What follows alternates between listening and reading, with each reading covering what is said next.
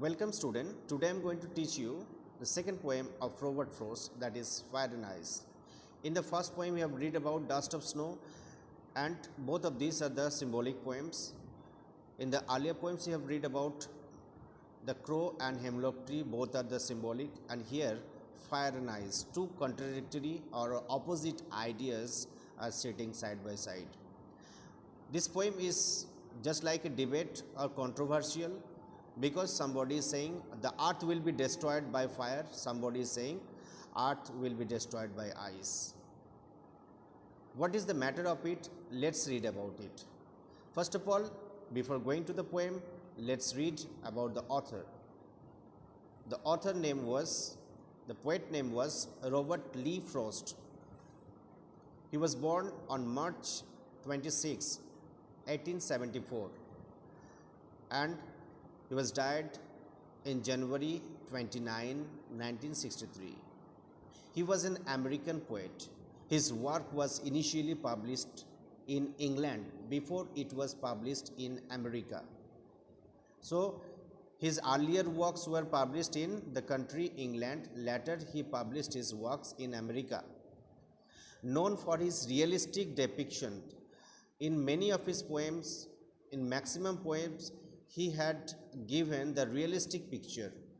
Basically, his true character oriented pictures in the different poems, known for his realistic depictions of the rural life. He had drawn the picture of rural life, village life, and his comment of American colloquial speech also.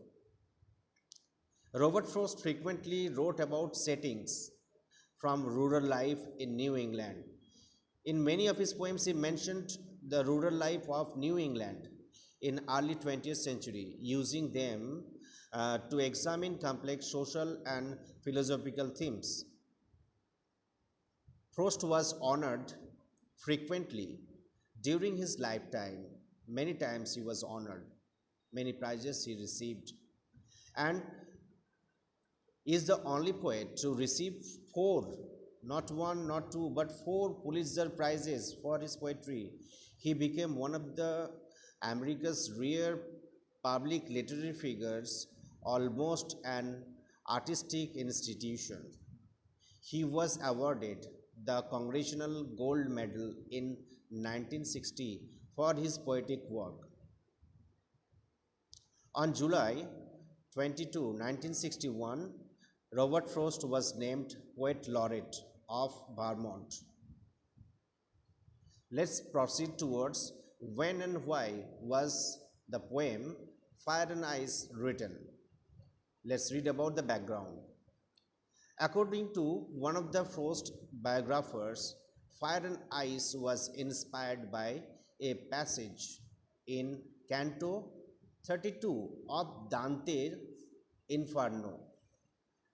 Somebody is saying that Fire and Ice was taken from Dante's Inferno, or inspired by Dante's Inferno. It was written in which the worst offenders of hell, a criminal of hell, the traitors, are submerged in a lake bound with ice.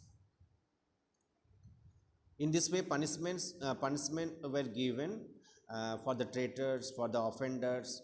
They are submerged in a lake bound with ice. It is also said that the poem was inspired by the prominent astronomer Hardlow Shapley. He was a famous astronomer, Hardlow Shapley. He inspired the poet to write this poem. Once when Robert Frost asked Shapley how the world is supposed to end, he replied that either the sun will explode and incarnate the earth.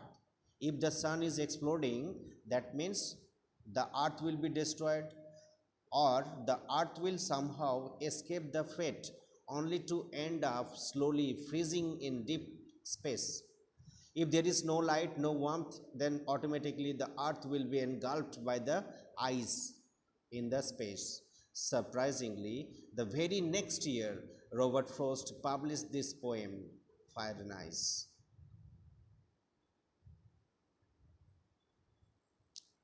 Let's read about the context or the content of the poem. Some say the world will end in fire, some say in ice.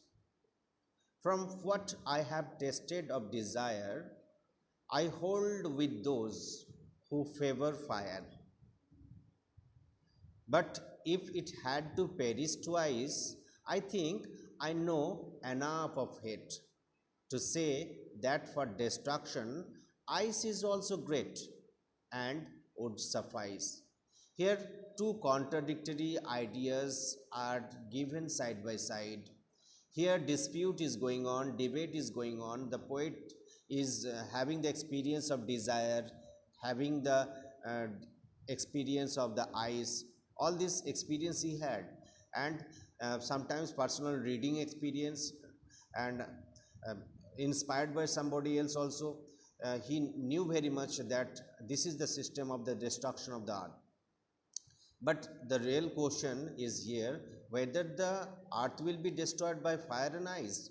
Which these things are fire and ice? Let's read once again.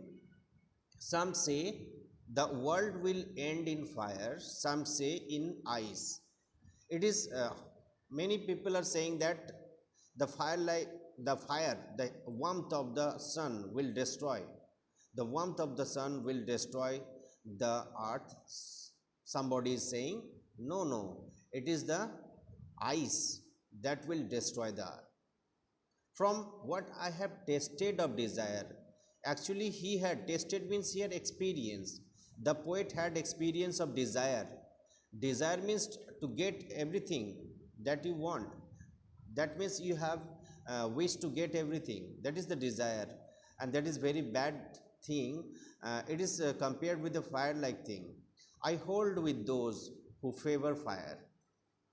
Actually, the poet is wanting to support those person who had a personal experience of desire, and all these people very much confirm that this fire will lead to an end of the earth. But if it had to perish twice, perish means destroy. Whether it is possible or not, we don't know, but two times destruction, one time is sufficient.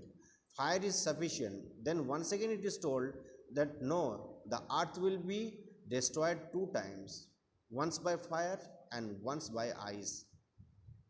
I think I know enough of hate. Here he knew very much about the hatred or the hate like quality. These hate qualities are the ice like qualities, and here the hate is very much uh, just like the hate is very cold quality of humanity, slowly consume the humanity and destroy the earth also. To say that for destruction ice is also great and would suffice. Somebody is saying that maximum people are saying that fire is a dominating quality, it can easily destroy the earth. But somebody is telling that although some positive ideas are not like that, the ice like qualities, although it is not prominent like fire, but it is sufficient also to destroy the earth. But the question is whether originally the earth will be destroyed or not. Here the poem is symbolic. By fire, the poet is depicting the fire-like qualities, and by ice, he is depicting the ice-like qualities. There are certain adjectives, certain qualities are there within the humanity. Some are the aggressive qualities, and some are very pessimistic or negative qualities. Some positive qualities, if these positive qualities are very much stronger and aggressive, then obviously the humanity will be destroyed.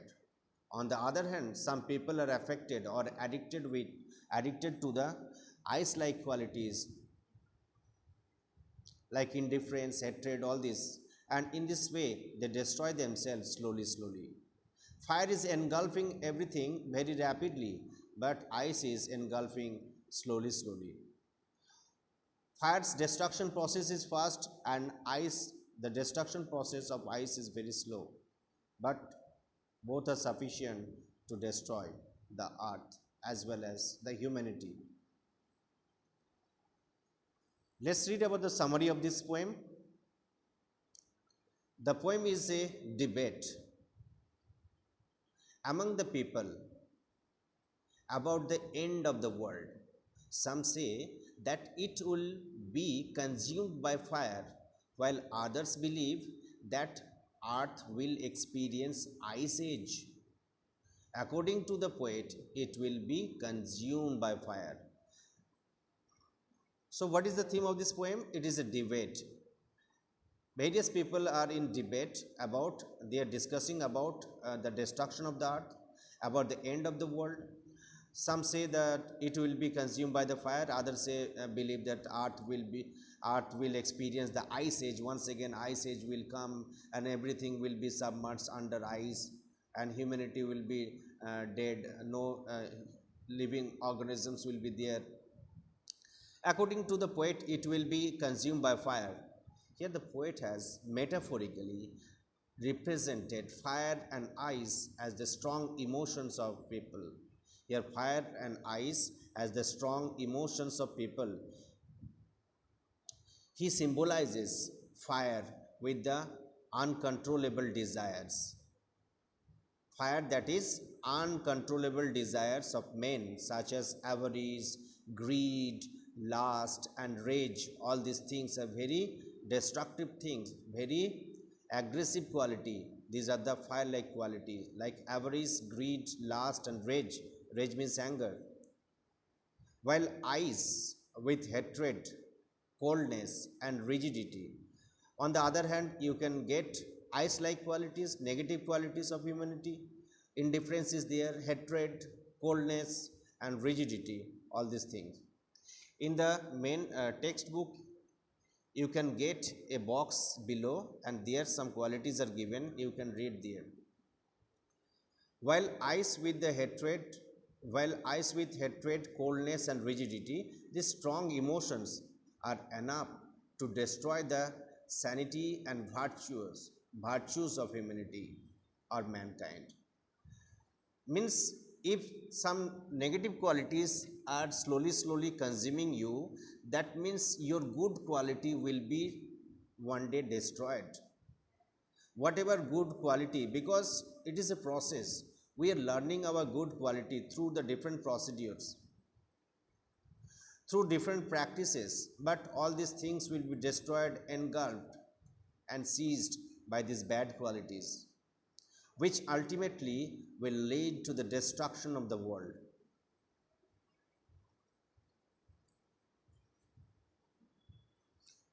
Here explanation I will discuss about. Some say the world will end in fire, some say in ice. What is the explanation of this line? These first few lines describe the disagreement in general society on the topic of how the world ends. These first few lines describe the disagreement, means not agree, disagreement in the general society, means some people are on this side, so some people are on this side. Disagreement in the general society on the topic of how the world ends. The poet is merely stating that people debate on whether the world will be consumed by fire or frozen by ice. This is a debate, and ice and fire, of course, are opposites of one another, suggesting that most people have entirely opposing views on the apocalypse. These are the contradictory ideas. Ice and fire, of course, are the opposites of one another, suggesting that most people have entirely opposing the view on apocalypse. Ice and fire also represent two extremes, which on a grand scale could cause immense damage or huge damage, and are fitting metaphor for harbingers of the death, you can see. So what is told? Ice and fire also represent two extremes which on a grand scale or huge scale could cause immense damage and are fitting metaphors for harbingers of the death. Next explanation.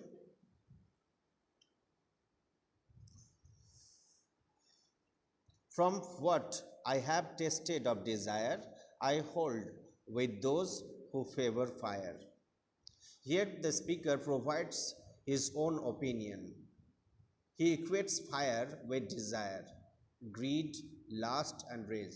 Now he had got some examples of the fire-like qualities, and he wanted to keep all the fire-like qualities in one row, like desire, greed, lust, rage, many more things are there. A candle or a fireplace shows a person the way. A candle or a fireplace shows a person the way. The warmth and the light acts as a guide. So, if light shows you the way, that means warmth and the light acts as a guide. In the same way, small desires are no trouble at all. If you have small desire, that is okay and can guide a person to the things they want in life. If you have little bit desire, little bit wish, then you will be successful in life. Obviously, the definite goal you will receive at the end. On a large scale, however, fire is dangerous. If it is little bit, then it is okay. But if it is coming, the light and warmth is coming in the large scale, huge amount, then it is very dangerous. Fire is dangerous and destructive. Similarly, uncontrollable desires pose danger and bring doom to the whole humankind. Doom means end. If your desire is uncontrollable, you cannot control yourself, that time your humanity will be destroyed. The speaker recalls or remembers his experiences with the strong desire and tends to believe that it is those kinds of emotion and impulses that lead the world to its doom. Doom means ending. Hence, the speaker believes that the world will end in fire. So, from this explanation, we learned that too much thing is not good for everyone else. Little bit thing, desire, little bit greed is okay, but too much is too much. On the other hand, the speaker quotes eyes with the emotions like hatred, coldness, selfishness, rigidity. All these things are the ice-like qualities. He believes that if fire somehow was not enough to destroy the world entirely, then ice could manage the fate as well. He thinks that ice is equally dangerous and destructive. It is something that would chill the world, slow it down, and isolate each individual enough that the human race simply could not survive. All these qualities make you cold, make you silent, make you inappropriate to go or lead the way of life. In this way, you could not be able to survive also. The potential of ice will be sufficient to destruct the world. Even though the speaker tends to believe in the destructive power of the desire, he sees no reason to believe that hate could not end the world just as easily.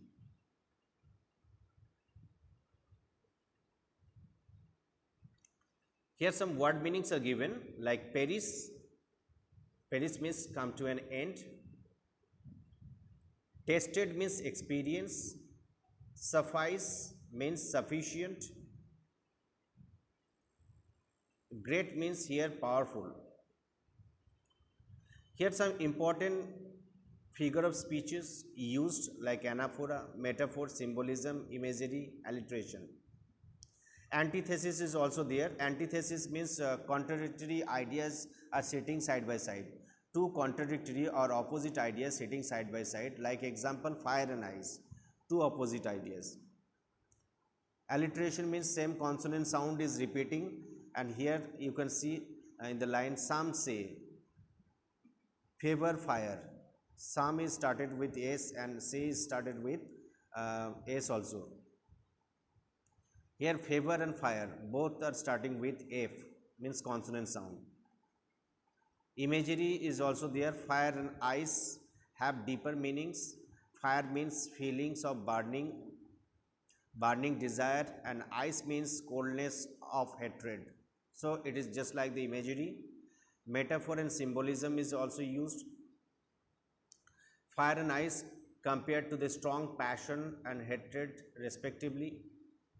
Anaphora is used, like some say repeated in the first and the second line. Some say this word is repeated 2 times.